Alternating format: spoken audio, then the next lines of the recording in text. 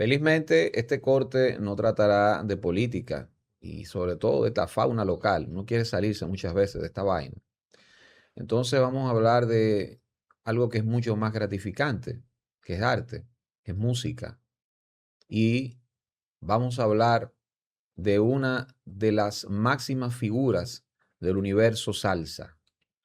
Y una que perdió la vida este año, lamentablemente.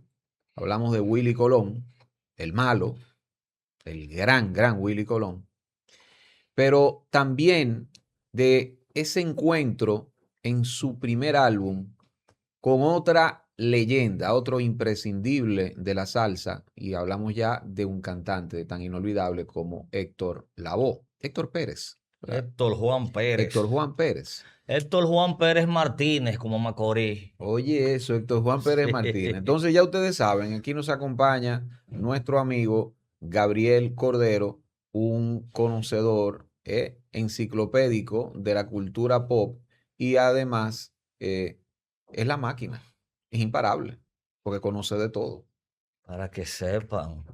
Cuéntame, máquina, hablemos de los 60 años del encuentro de Héctor Lavoe y Willy Colón. De esa dupla. ¡Wow! No, no, ¿cómo es? Cuando dos cantantes cantan una canción, dúo, no es dúo. Porque mucha gente dice el dúo. No, ellos nunca hicieron dúo, ellos hicieron una dupla. Que uno era el director artístico, el dueño de la banda, escritor, compositor, productor, y el otro era el cantante. Willy Colón y Héctor Lavoe. Jovencitos los dos genios, principalmente Willy Colón, porque Willy Colón cuando comenzó, en realidad, tenía alrededor de 14 años por ahí. A los 11 años su abuela, que era muy cercana a él, fue la que lo crió allá en Nueva York, le regaló una trompeta. Él aprendió a tocar trompeta y otros instrumentos, pero luego él se inclinó por el trombón, inspirado principalmente ¿tú te recuerdas de Barry Rogers? Claro, Barry Rogers, que era músico de Eddie Palmieri y también de otras luminarias de la música, El como, trombón, como Aretha Franklin, por el ejemplo. trombón oficial de la Fania, que era Exactamente. gringo él. Sí, un gringo. Entonces Willy se inclinó por el trombón y formó su orquesta ahí entre los 14 y 15 años de edad, la dinámica, ¿verdad?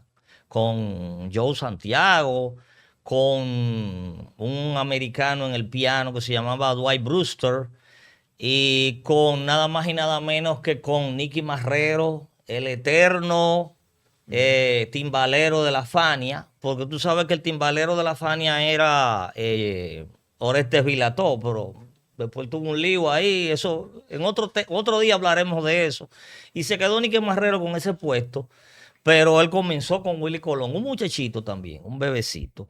Comenzaron en ese año 65, ellos hicieron una audición, oye esto, Maracayo, ellos pidieron una audición a Al Santiago. Al Santiago era el dueño de un sello disquero de esa época que se llamaba Alegres Records, que era bastante bueno, tenía bueno, porque Al Santiago era músico, compositor, y su asistente, que era Miguel Ángel Amadeo. Miguel Ángel Amadeo, otro músico muy bueno, compositor, eh, dirigían ese sello.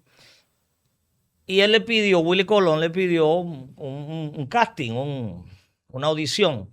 Al Santiago le dice a Amadeo, mira, como a 2 esquinas de aquí, en el bar está, ahí ensayan unos muchachitos ahí, que ellos quieren que yo los audicione. Yo no puedo, no tengo tiempo de eso. Ve tú allá.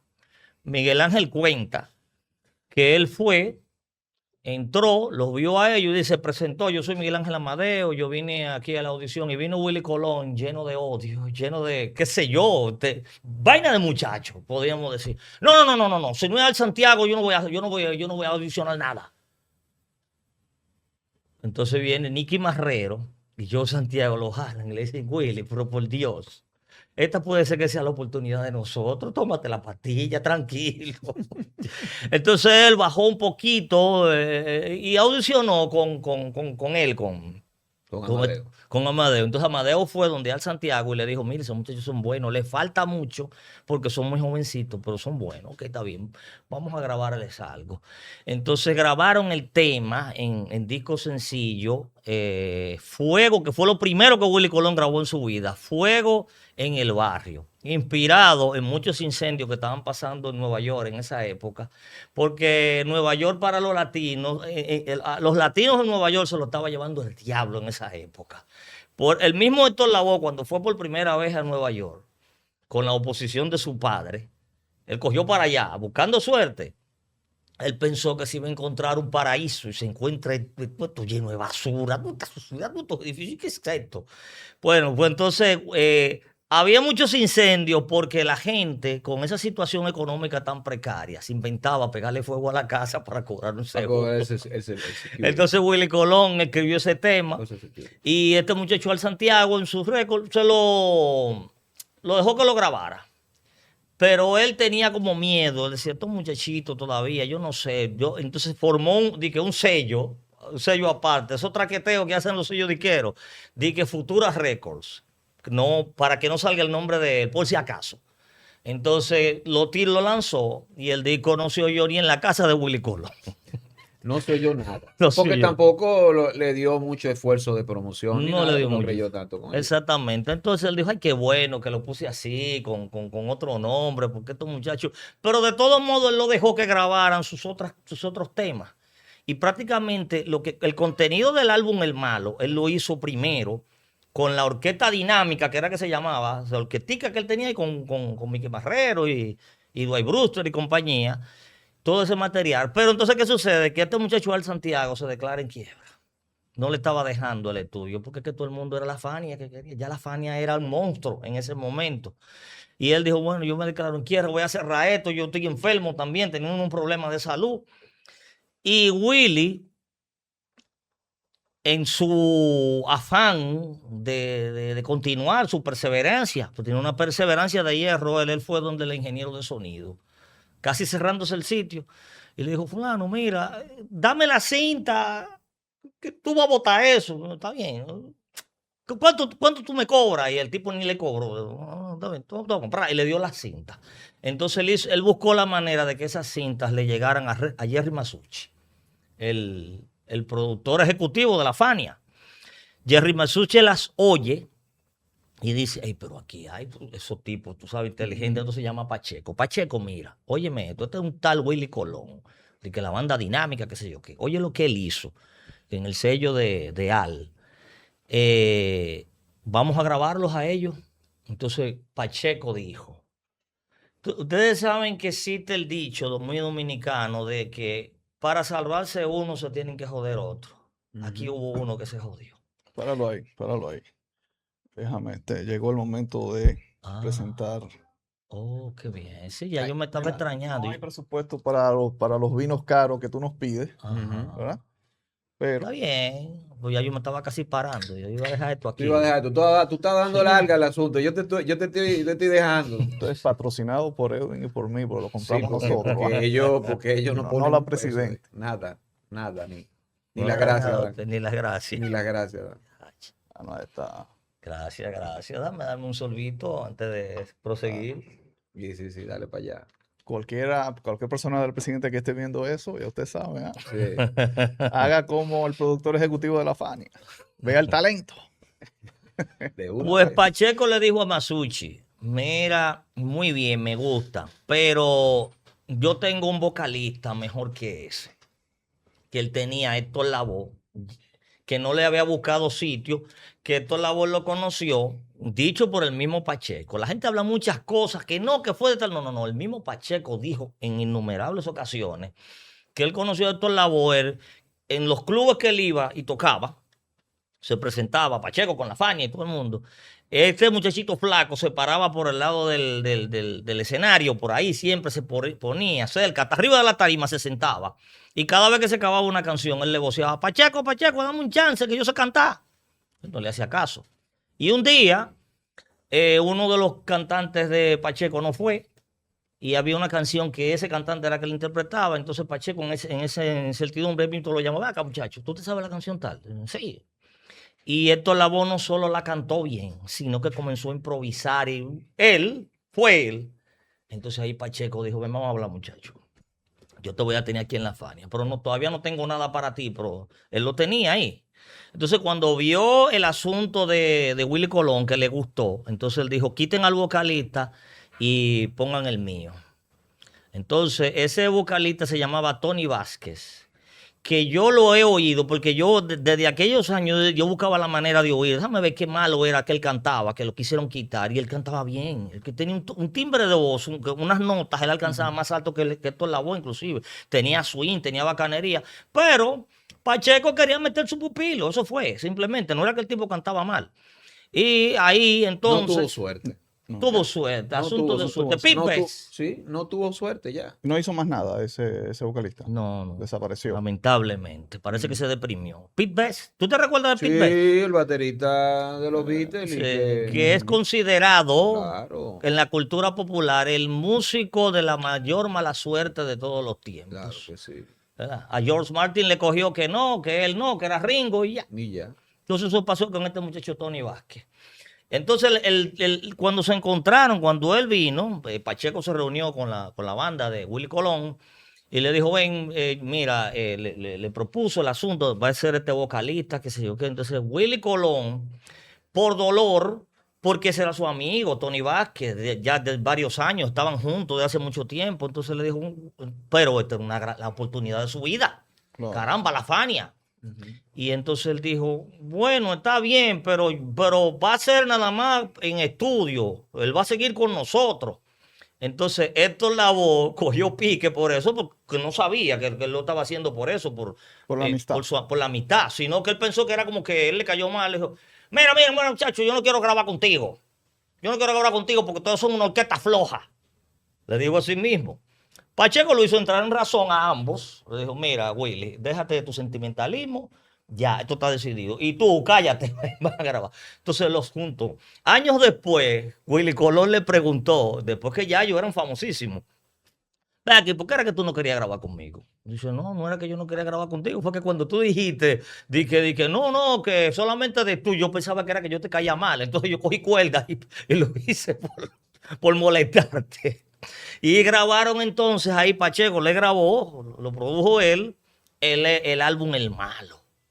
El malo. El Malo comienza con o sea, la carátula tiene a Willy Colón ahí poniendo lo que era el malo, porque él tenía ese apodo ya del barrio, por su tigueraje, que él peleaba, peleaba bien guapo y eso. Pero el Malo comienza con una pieza que se llama Jazzy.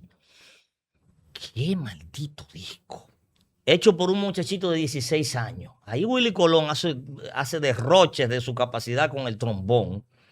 Y el tema es un tema envolvente, tremendo tema. Parecería que hay una cosa: los puristas, como Rigoberto Zapata, el malo, el de Perú, Roberto Villalta Zapata. sí, que le hace coro al hecho de que algunos puristas decían, bueno, que le decían el malo no era solo porque Willy Colón, era que el álbum era malo, porque sonaba mal. Mentira, ese álbum era perfecto. Era, lo que pasa es que los equipos técnicos de la época no eran los mismos, pero ahí se hizo un derroche musical tremendo. No, y era un sonido denso, un sonido denso, sí. un sonido crudo. Él- Y eso lo confunden mucho. Eso que tú estás diciendo lo confunden los puristas con la perfección y con el alto estándar. Es igual que, haciendo una digresión así, es como igual en el metal. Tú dices, oye, pero ¿qué caracteriza, por ejemplo, el género como el black metal? Bueno, lo crudo que suena. Crudo. O sea, tú no puedes de que poner un álbum de black metal y que darle el sistema de grabación o el sistema de ecualización Dialog, por ejemplo, que tenía el Black Album de Metallica. No, estás matando la esencia de ese género. Pues eso fue lo que hizo el malo. Que eso era lo que él Sonaba quería. crudo, diferente a todo lo que estaba sonando en el mundo de Lo la que salsa. a él le gustaba del trombón, que el trombón no suena como la trompeta tiene un sonido lindo, bonito. fino, el trombón suena crudo, eso era lo que él le gustaba y eso era lo que él quería impregnar. Por eso su apodo del malo. Y todo lo que él demostró en todos los álbumes posteriores era eso, de que la crudeza, que él era el malo y eso. Por ejemplo, cuando vino el segundo álbum, que fue The Hustler, oye el título, The Hustler. Hustler quiere decir el marrullero, el farfullero, tú ves, el estafador. En alusión a la película aquella de Paul Newman, que él era un jugador de billar. Sí, claro. Que se hizo una secuela en el 86, El color del dinero, de Martin Scorsese. Sí, que inclusive la carátula del álbum está Willy Colón al frente del billar, de la mesa de billar, y atrás estaban los otros músicos, Marcolino, ahí fue que entró Marcolino Diamond. Marcolino Diamond, el pianista oscuro y de una leyenda negra dentro de la orquesta y dentro de su carrera. Tremendo. Pues él se sale en la foto así, con toda esta facha de malandros. De malandro, de tigre. Entonces, así mismito era la música que él quería proyectar. El tercer álbum, que era el Guisando, pero guisando no de cuando tú cocinas, sino el término que uno utiliza de cuando uno está haciendo un traqueteo, una cosa, que él le puso al lado, en el LP se veía guisando y al lado doing a job, que vendría siendo eso. También reflejaba eso, ese estilo de la malandia, que la carátula de ese LP era Willy Colón con un arma de fuego apuntando. Y Héctor Lavoe sentado contando de un dinero, como un dinero mal habido. Una apología al bajo mundo. Una apología al bajo mundo, claro. Y sigue. Eso era el sello distintivo. Era lo urbano, lo urbano de ese entonces. Tú sabes que en ese álbum, en ese álbum Guisando, hay un tema que se llama Te están buscando, que no tiene nada que ver con el Te están buscando que hizo Rubén Blades con Willy Colón. Sí, claro. Ese fue escrito por Marcolino. Marcolino, ya tú sabes, botado ahí con su piano. Oye, no hay un piano más profundo que ese de Marcolino Diamond. Lamentablemente, en ese álbum ya Marcolino estaba perdido. Que si Héctor Lavoe olía fuerte, que si el mismo Willy fiestaba, lo de Marcolino no tenía madre. Ellos no aguantaron, tuvieron que salir de él. Y ya entonces para el siguiente álbum, que era el Cosa Nuestra. Oye, Cosa Nuestra, en alusión a la Cosa Nostra. Sí. ¿Tú sabes cómo? Ahí entonces entró el profesor Joe Torre. Joe Torre, el pianista. ¿Qué año fue ese? En el 69. 69. El pianista que se come los guineos y después se fuma la caca. Ese mismo era. Y entonces en el 69. ¿Tú sabes cómo era la carátula de ese LP? Era Willy Colón con algo aquí que parecía como una ametralladora, como un estuche. Pero era el estuche del trombón, pero lo ponía que parecía una ametralladora. Con un cigarrillo así parado al lado de un puerto, de un muelle y un cadáver en el suelo, amarrado con una piedra que lo iba a tirar. Como tú dijiste, la apología del bajo mundo. Sí.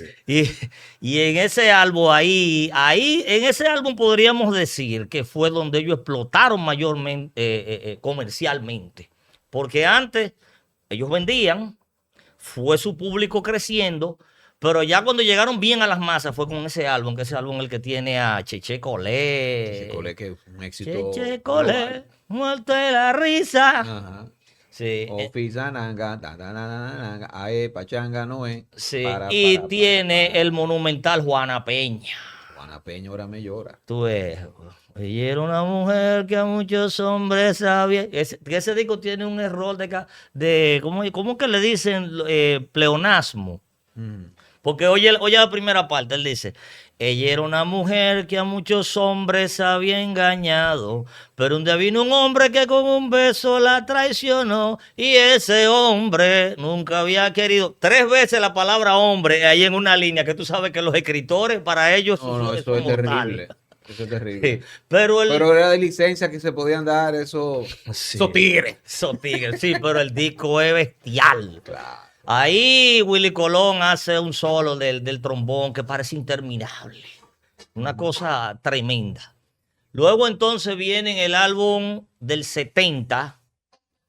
A medida que venían los álbumes, más crecía la fanaticada y las ventas. Vino The Big Break, Porque ellos ponían los nombres en inglés y al lado en español, o viceversa. The Big Break, La Gran Fuga. Ahí la carátula de este álbum era Willy Colón en un póster del FBI que ponía se busca a este tipo en inglés y está peligrosamente armado con un trombón, es su arma, yo cuando es peligroso y todo eso. Esa es la joya de ese. Ahí, ese álbum tiene la primera canción que le escribió a ellos, Tite Curé. Catalino Óyeme. Tite Curé Alonso, el Wow. escritor de la salsa más prolífero, el que más escribe, tiene éxitos y no éxitos de la No, el más salsa. prolífico de todos, definitivamente. Sí, ese Tite Curé era tan especial que él, hasta Nelson Ned, todas las canciones de Nelson Ned en español era Tite Curé que se las traducía. Porque tú sabes que Nelson Ned, su idioma natal, Portugués. portugués, porque él es brasileño. Entonces, luego que la grababa, se la mandaba a Tite Curé para que Tite Curé le hiciera la versión en español. Tite Curé se encargaba de cuadrarla, porque tú sabes que tú traduces una canción, tú tradujiste el tema, de qué se trata la canción, las palabras, todo, pero no te va a cuadrar en la música, porque Tite sabía cuadrarla. Y se la mandaba de vuelta, entonces Nelson Ned las grababa en español, todas. Su repertorio entero lo hizo él, de lo grande que era ese señor, Tite Curé.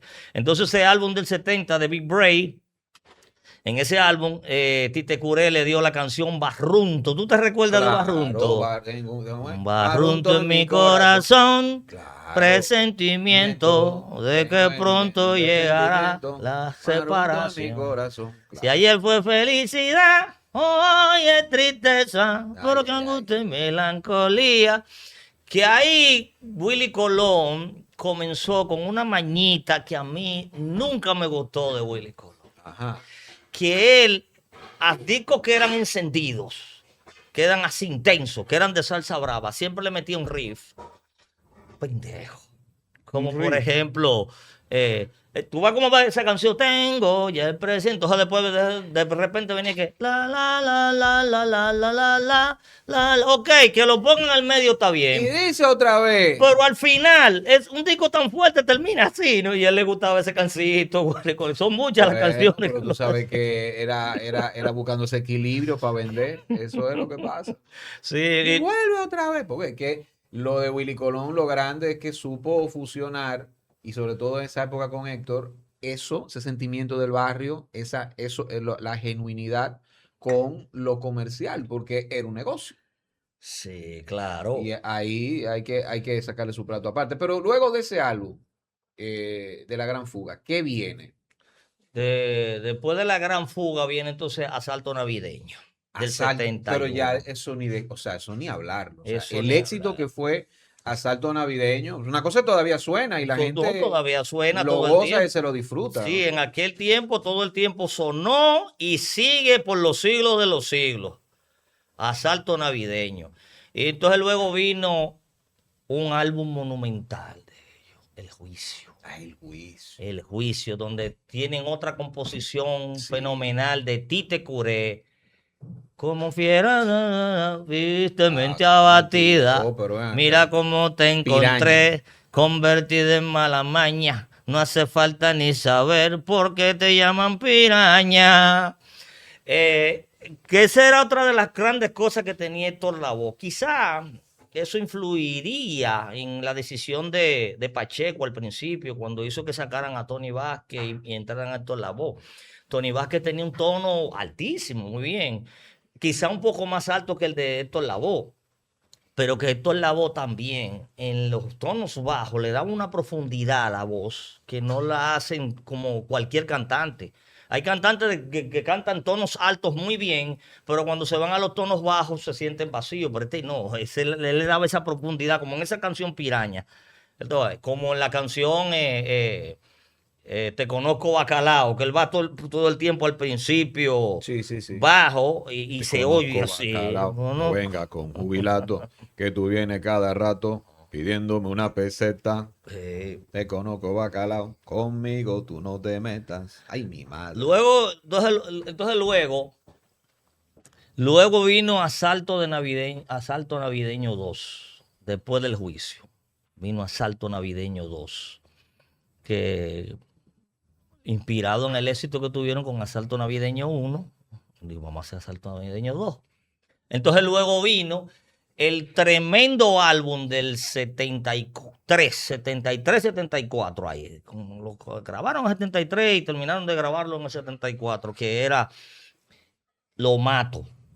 Que ahí entonces la carátula era, en el juicio es Willy Colón sentado en un estrado, que lo están juzgando. Y en este Lo Mato es, Willy Colón tiene un tipo así, apuntándole un arma a la cabeza. Ahí ese álbum es el que tiene la canción de Calle Luna, Calle Sol, que en el 73, 74 explicaba que eso eran dos calles en Puerto Rico, así que eran así mismo, que oiga señora, cuide bien su cartera, porque aquí en este barrio que atracan a cualquiera, meta la mano en el bolsillo, saque tu cuchillo y ten cuidado.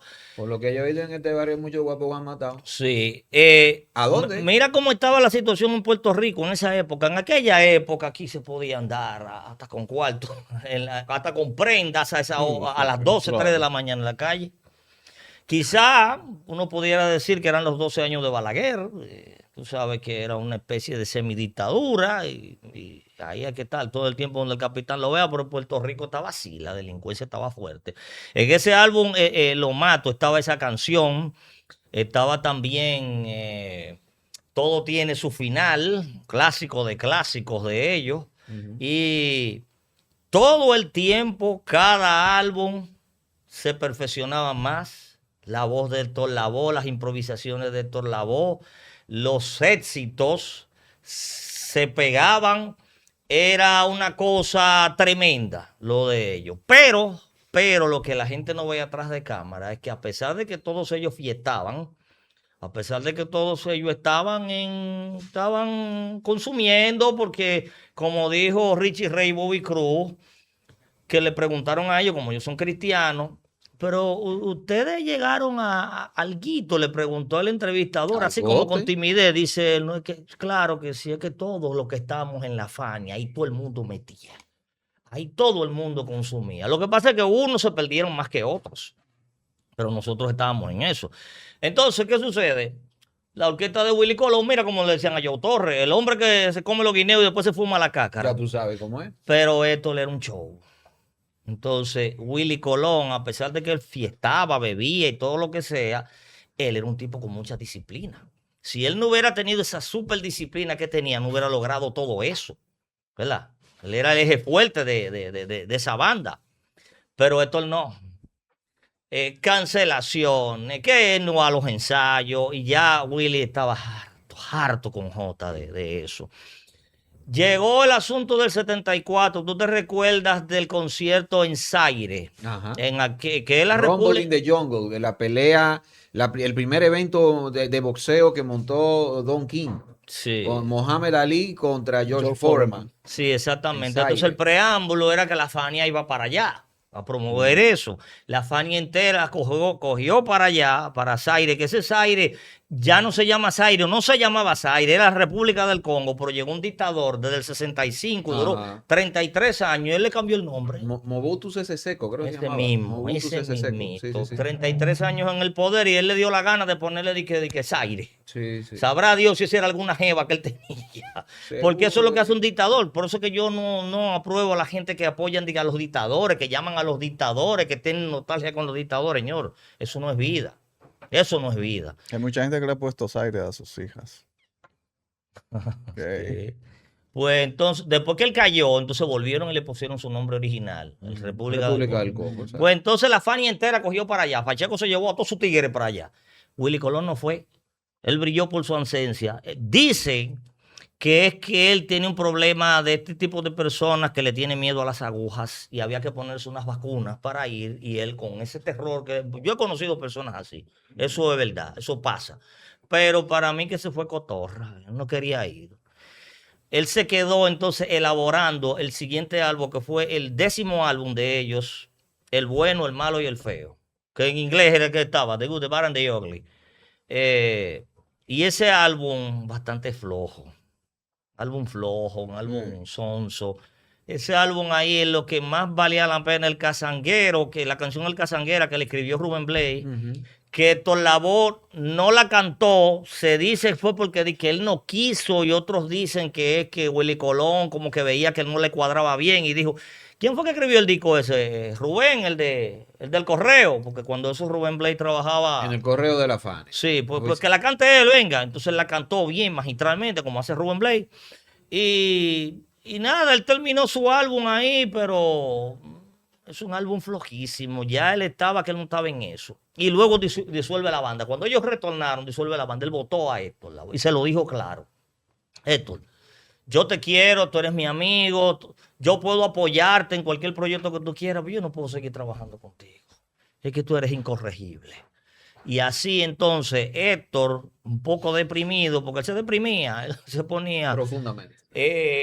pero Pacheco y Masucci, que sabían que él era una joya, que es una mina de oro, dijeron, vamos a hacerte un álbum solo, que fue entonces cuando se hizo el álbum La Voz, que quién fue el encargado de producirlo, el mismo Willy Willy Colón. Colón. Casi con la misma orquesta entera, Exactamente. porque ahí estaban todos.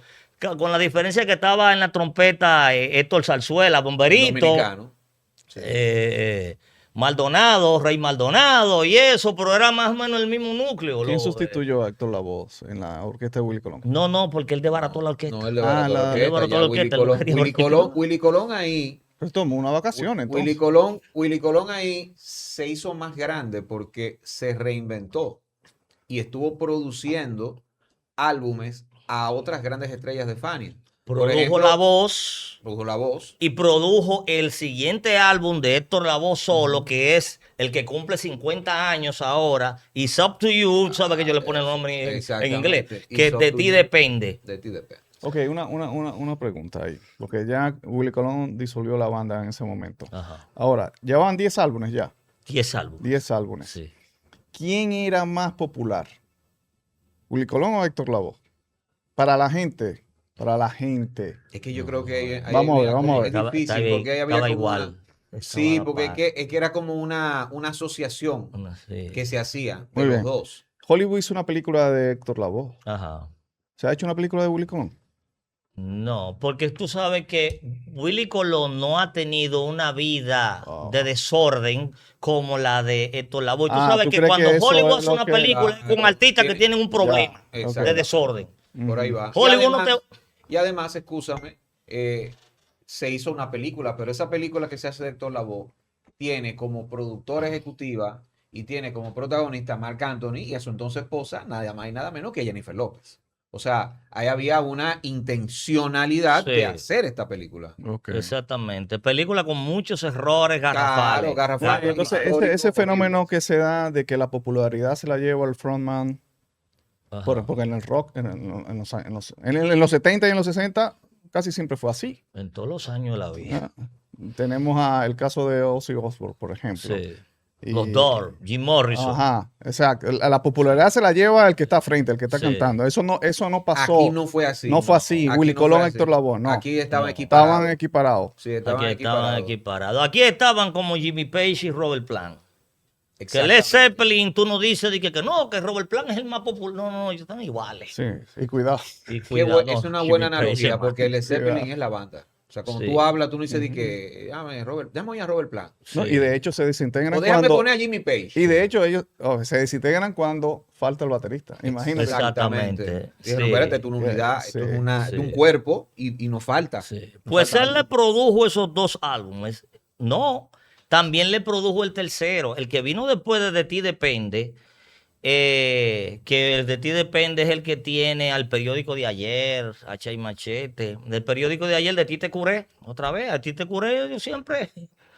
En el siguiente álbum, en el 77, Héctor Lavoe hizo su tercer álbum, Comedia, se llama, Comedia. Y ahí también se lo produjo Willy Colón, que tiene una canción que se llama Bandolera, que no fue muy popular, que es una canción larga de 10 minutos. Que el solo yo siempre pensé que era Joe Torres, pero luego teniendo el LP en la mano me di cuenta que era el Pulpo Colón, Gilberto el Pulpo Colón, ese tecladista que no era tan afamado ya como Joe Torres, pero que en esa canción bandolera tiene un solo de piano que mira, que no tiene nada que envidiarle a los Papo Luca, Eddie Palmieri y compañía. Y ese tercer álbum, ese álbum, el Comedia, es el que tiene la canción El Cantante, que fue ahí donde le pusieron el mote de El Cantante de los Cantantes. Que esa canción le escribió Rubén Blades, la iba a hacer él, pero luego entonces Willy mismo Lo le dijo, convenció. vamos a dársela a Héctor, que tú sabes que Héctor es un loco manso y necesita eso. Y eso como que le pega. Y entonces Rubén Blades pensó, diablo, sí es verdad, esta canción yo la escribí para mí, pero a él le pega más. Y entonces Willy Colón le preparó esa canción, esta la voz, hizo una monstruosidad. Porque se le pega todo a Héctor Lavoe, esa canción, el cantante, yo soy, con su voz, su magia. Pero y esa musicalización que tiene esa canción, eso fue Willy Colón. Una Oye, cosa eso. Oye, eso. magistral. Sí. Es una pieza de museo, la Sí. musicalización del cantante. Entonces, a Ajá. partir de ahí, ya 76, 77, a Willy, que no estaba por bregar con grupos, lo que estaba era por producir y no estaba como por coger lucha. Masucci y Pacheco le propusieron, mira, hazte algo con Rubencito, que tiene, mira, tremendo. Él tiene una maleta de canciones escritas y ese tipo no tiene madre. Y él, es que yo no estoy por bregar, miren. Y le pusieron ahí, mira. Dice, palabras del mismo Willy Colón, que ellos le hicieron una oferta que no había forma de rechazarla, como El Padrino. Y él dijo, bueno, pues está bien. Y fue lo mejor que hizo, porque esa sí fue una dupla buena.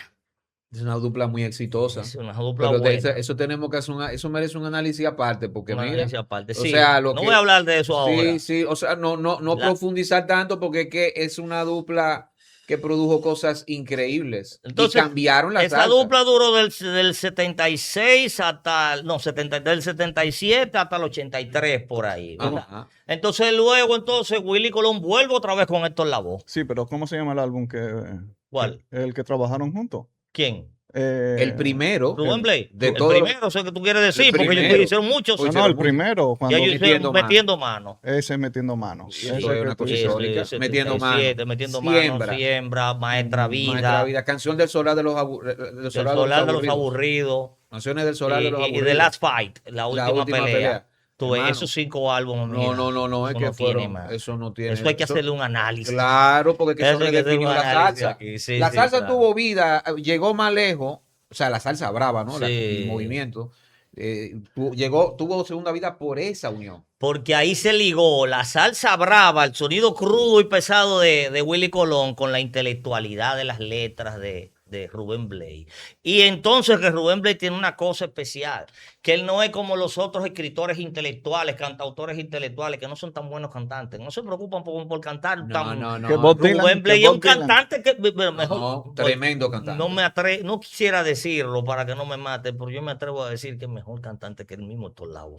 Yo también. Yo no tengo ninguna duda, porque es que Por la este disciplina. hombre te cantaba todo. En lo único que no era igual que Héctor Lavoe, no, Héctor Lavoe le sacaba la milla, considero, es en el bolero. Yo creo que él no es un gran intérprete de bolero, Rubén Blades. Edwin es Edwin, lo de Monticulebra. Exactamente. Yo creo que él no es un gran intérprete de Sí. bolero, pero ahí ya Ah, y también otra cosa en las improvisaciones. Héctor Lavoe es muy al estilo Maelo, muy de improvisar y ese caché. A Rubén Blades no le gusta eso. No, Rubén Blades no le Blades gusta es metódico. Exacto. Él podía improvisar, pero inclusive sus improvisaciones eran muy metódicas. No era igual. Pero lo que él construía ahí con su voz. Sí, como él construyó un universo. No, un universo. Un universo. Hasta en la cosa más nimia. Esa que es de un cuerno. Pero me tienes ganas. Tú perteneces a otro Mira, y una de las hombre. canciones de que de la más, lo pongo así, ¿no? Entre comillas, de que de la más floja de Willy Colón, de Rubén Blades. Sí. Dice, pero tú perteneces a. Ya tú, pero óyeme, tú. No, pero tú te ves motivado por el cuerno, esa vaina tiene que terminar bien. entonces hasta esa vaina. Sí, ese hombre era un universo increíble. cantando. A mí, alguien diría, ¿y por qué este tipo le dice Rubén Blades? Yo le digo Rubén Blades porque en esa época todos nos acostumbramos a decir Rubén Blades. Después dijo Todo Rubén el Blades. mundo era Rubén Blades. Inclusive él lo dice claro.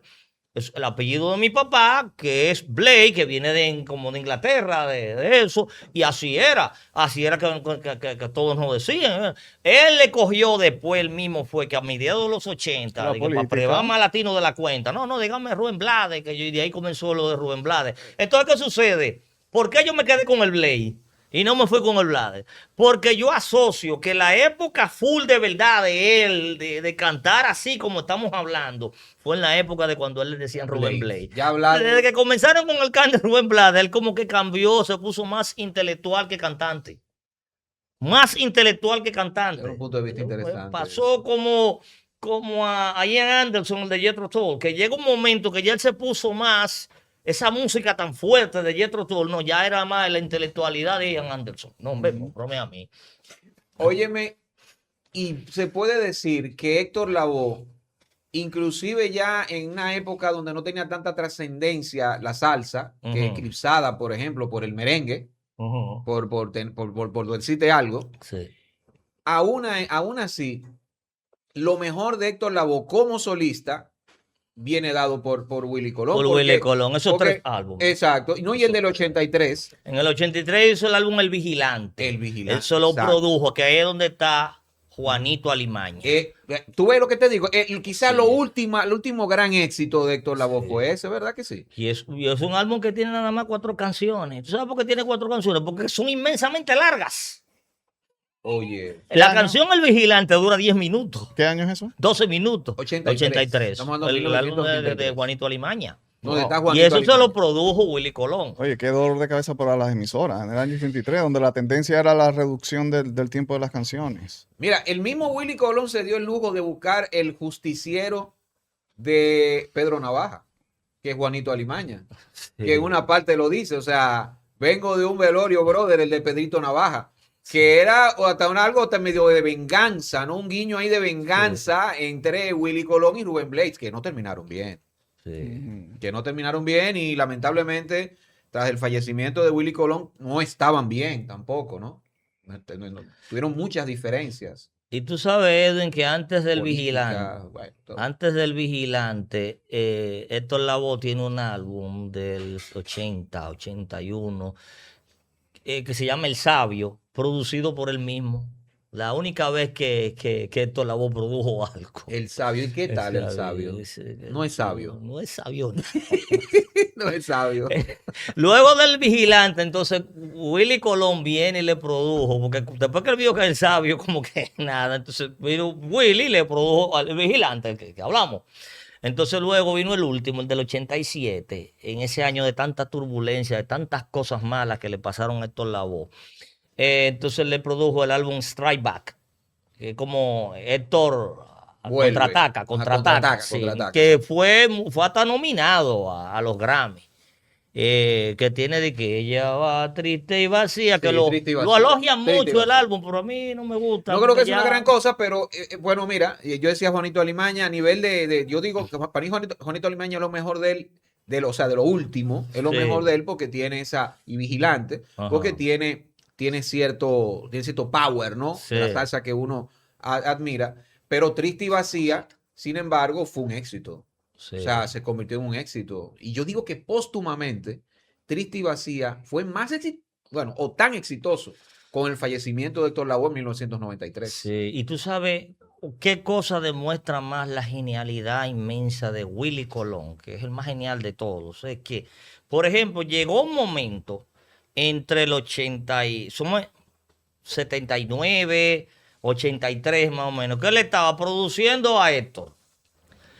Produciendo lo de su dupla con Rubén Blades, que ahí en esa época fue que él hizo las canciones para del Solar de los Aburridos y las de las fallas, eso. Y produciéndose a él mismo, con el álbum del Solo. 79, donde está Juancito. Solo. Juancito, Qué álbum. mi primo campesino. ¿Qué álbum? Ese Solo. álbum que es una piedra, Se y llama el el álbum, álbum de Solo. Fantasmas, todo eso lo estaba haciendo al mismo tiempo. Fantasma, señor. Fantasma del 81. Sí. Y es el mismo año en que sale la obra maestra viva. Maestra valga la Vida, sí, redundancia. Maestra Vida salió en el 80. Que es del 80, exacto. Sí. Y Pero que faltando lo el hizo 81, todo ahí pero estaba ahí, mismo, fue un bregando año. con toda esa gente.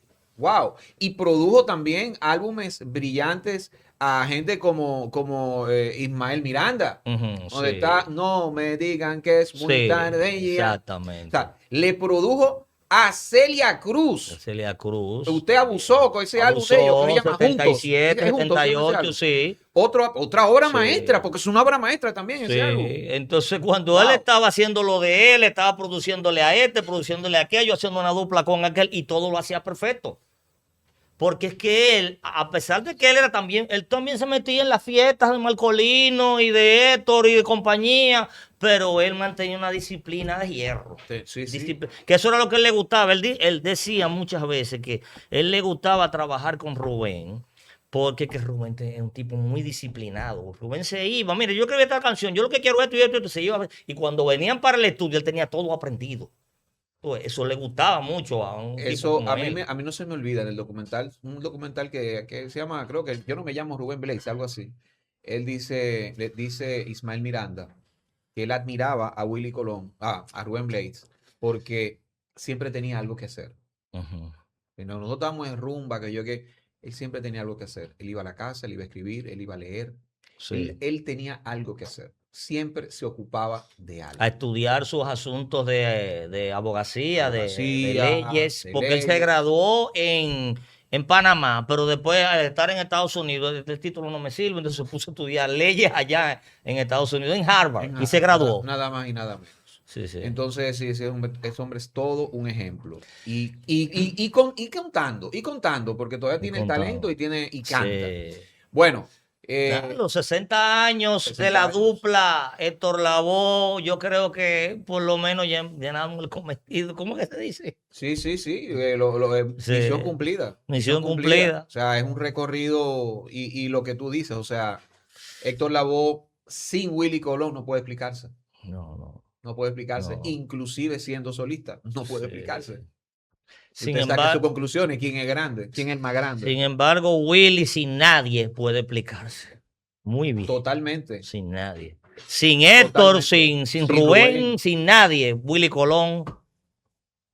Señores, pero nada más fantasmas.